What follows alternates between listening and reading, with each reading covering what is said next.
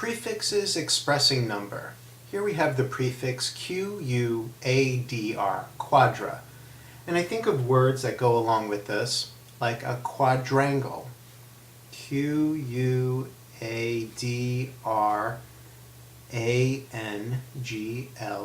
A quadrangle has 4 sides and 4 angles. And when we think of quadrant, quadrant.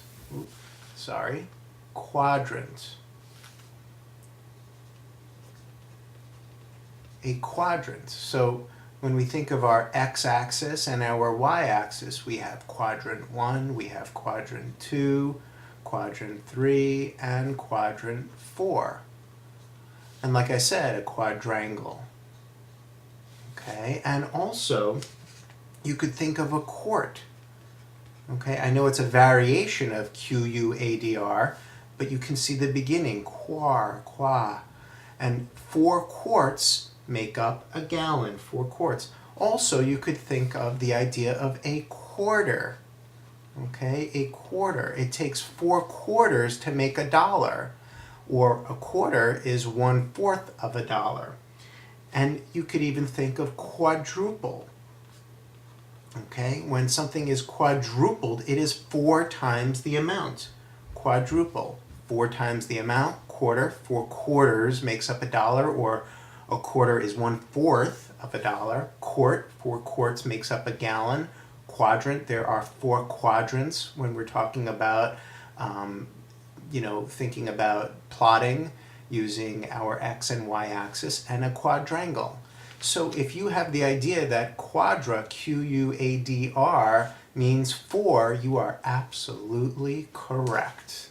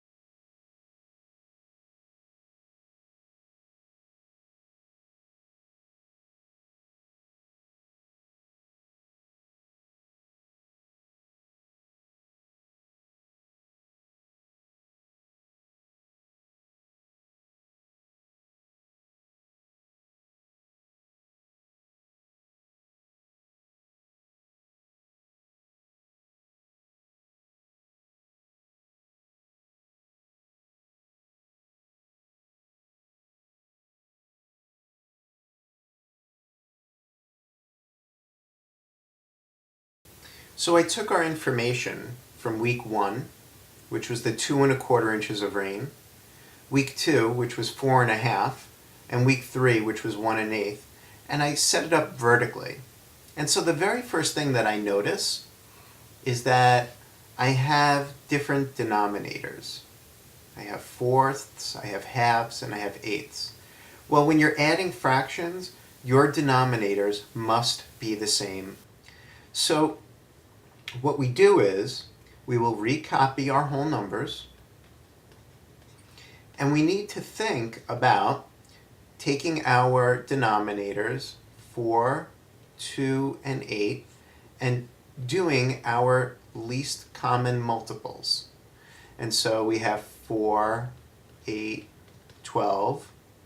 I'm going to stop there. 2, 4, 6, 8, 10, 12. I'm going to stop there. For 8, we have 8, 16. Well, wait a second. We have a winner here. It's 8. So we're going to end up using eighths. So let's do that. So I'm going to make all of them into eighths. Well, how did I get from 4 to 8? I multiplied by 2. Whatever you do to the bottom, you must do to the top. 4 times 2 is 8. 1 times 2 is 2. 2 to 8, I multiplied by 4. 2 times 4 was 8. Whatever we do to the bottom, we do to the top. 1 times 4 is 4. Eighths, we keep the same. Okay, so now we can add. So now we have 2 eighths, 4 eighths, and 1 eighth. 2 plus 4 is 6, plus 1 is 7.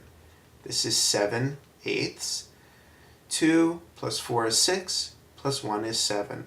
Our final answer is 7 and 7 eighths as our answer. So how did we do this? Well, we had to figure out how much rain there was. We knew for the first week. We had to figure it out for the second week. And that's our hidden question. How much rain fell the second week? Hidden question. How much rain fell the third week? And then from that information, we figured out how much rain fell for the entire month. Now, it's a little tricky that they say month. However, they only gave us 3 weeks. So that's what they expected us to figure out, the 3 weeks, and only the 3 weeks. I hope this was helpful to you.